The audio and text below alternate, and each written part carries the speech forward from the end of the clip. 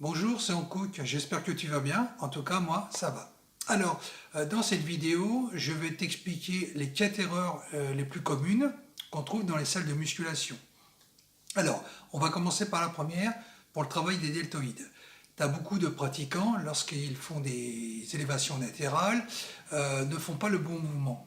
C'est-à-dire, j'entends au niveau du poignet, c'est-à-dire que beaucoup gardent le poignet droit, tu vois, au lieu de... Voilà, ils font ce geste. Alors, je vais mettre là, voilà. Tu vois, ils font ce geste. Et le problème, en faisant ce geste, c'est qu'ils mettent déjà beaucoup de pression sur les poignets, mais ce sont surtout les avant-bras qui travaillent beaucoup.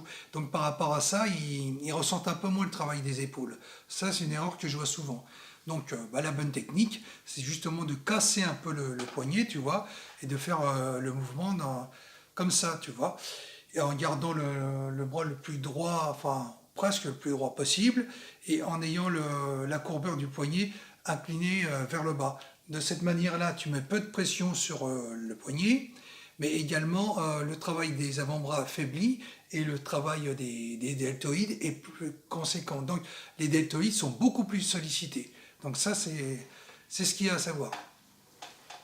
Deuxième erreur, toujours sur le travail des deltoïdes, c'est que beaucoup de pratiquants font du travail frontal. Alors ça, c'est une erreur. Parce que lorsqu'on fait du développé couché, à la barre, aux haltères ou à la poly, il faut savoir que la partie frontale de l'épaule travaille déjà. Donc si en plus on fait un travail frontal par des haltères ou des barres, la partie frontale va travailler doublement. Donc elle sera beaucoup trop musclée par rapport à la portion latérale et la partie arrière. Donc ça va engendrer des déséquilibres musculaires. Donc par rapport à ça, il ne vaut mieux pas la travailler du tout, mais plutôt se focaliser sur la partie latérale de l'épaule, c'est celle qui se voit le plus, mais aussi sur la partie arrière. Troisième erreur, au développé couché. Alors, tu as beaucoup de pratiquants, et dont je fais partie d'ailleurs, lorsqu'ils font du développé couché, ils descendent la barre jusqu'à la poitrine et ils repoussent.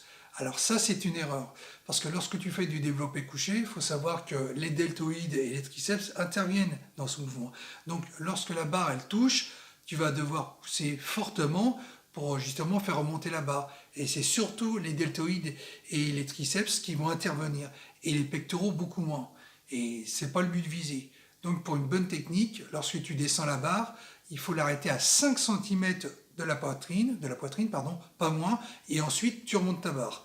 De cette manière-là, les deltoïdes et les triceps vont être très peu sollicités, mais par contre, les pectoraux, eux, ils vont l'être à 100%. D'ailleurs, c'est même Jack Heckler qui a affirmé que cette technique était la meilleure. Et enfin, quatrième et dernière erreur que j'ai vue, au niveau du squat. Alors là, c'est pareil, tu as beaucoup de pratiquants lorsqu'ils font du squat, ils mettent la barre sur la nuque ou derrière les épaules et ils descendent. Alors ça, c'est aussi une erreur parce que déjà, ils se mettent en biais, donc ça engendre beaucoup de pression sur la colonne vertébrale et ça peut causer des douleurs, notamment au niveau des lombaires. Et le travail des quadriceps est un peu moins bon. Donc la bonne technique, justement, c'est de mettre la barre en position frontale. De cette manière-là, déjà, tu gardes une posture droite. Et en plus, tu ne te feras pas mal au dos, parce que ton dos reste toujours en position verticale. Et tes quadriceps vont beaucoup plus travailler du fait que tu travailles en position verticale et que tu as le poids de la barre avec les disques, mais aussi le poids de ton corps. De cette manière-là, tu as tous les ingrédients pour que les quadriceps travaillent à 100% et en totalité, quoi. Donc c'est une technique qui est très importante aussi, sachant que les quadriceps, c'est un des... Enfin, quand on fait le mouvement pour faire travailler quadriceps, c'est un des mouvements qui engendre le plus de génération de testostérone. Donc c'est pas rien, quoi.